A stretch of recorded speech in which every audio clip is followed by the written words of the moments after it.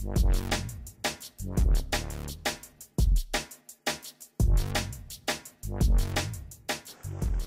what's up guys? Going to do a new balisong tutorial here.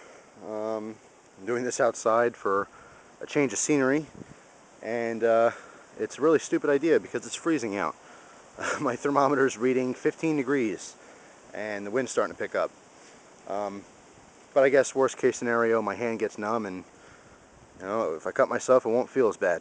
So anyway, the video I want to show you is going to be on hyper aerials. A hyper aerial is something I kind of came up with on my own, although I'm sure people do them already, they just don't call them that. But basically it's an aerial that you rotate or spin so fast that it stays suspended in the air. Okay, I'm going to be using two balisongs today for this. One, I have my Ronin gear trainer. Obviously a trainer is a good idea if you could be doing something brand new, and this could jack you up pretty good. But once I feel, you know, that I'm good enough with that, I am going to try it with the Benjamin Model 51 here. So, you know, if I get cut pretty bad, at least I can stick my hand right in the snow, and I'll be okay. But anyway, let me first show you the trick, and then I'll give you a little tip on it. Alright, I'm going to start off with the trainer here. Here's what you would call a regular aerial. Goes up in the air, comes back down. A hyper aerial is where you spin it so fast it stays in one area. Okay, it keeps spinning in one area. Basically looks like it's suspended, you know, in time, and then you're going to catch it. So the idea behind here is giving it a lot of momentum as you're coming up, giving it a real good flick of the wrist. Alright guys, here's the hyper aerial.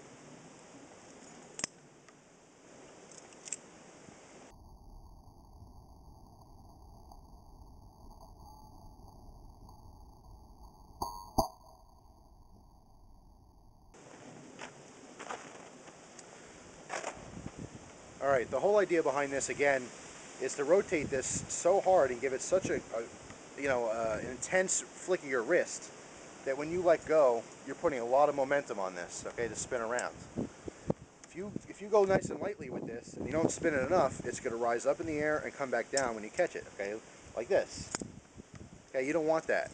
You want to spin this so violently that it stays basically in one area and rotates, okay, until you pluck it out of the air.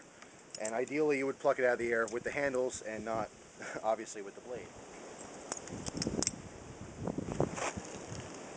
Alright guys, the biggest tip I can give you on this is it's a timing issue, okay? You have to practice with either a tape blade or a trainer to really get this down before you realize how much time it's going to rotate with the spin you give it, okay, before you can catch it properly. If you catch it too soon or too late, obviously you're going to cut yourself or you're going to drop it. Now you do have a lot of momentum on this knife when it's spinning around. So if you do happen to catch this, okay, in the wrong area where you get cut, expect to get cut really badly, okay, because you're putting a lot of force into this when you're flipping it.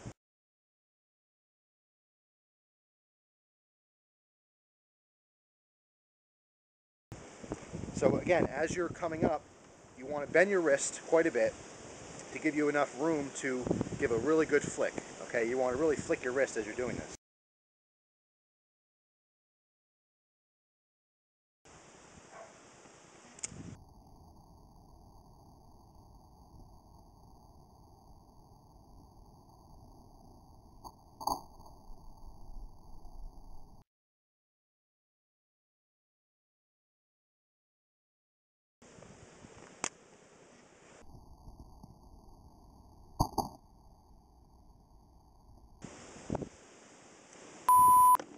Well, when you screw up, you get cut. It's just how it is.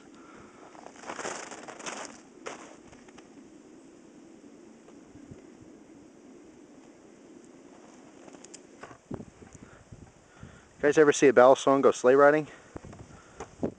Whee! Oh.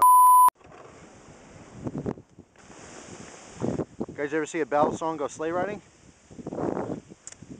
Damn it! I'll bet you guys never saw a balisong go sleigh riding before. Ready? Whee! Okay, that went right into my foot.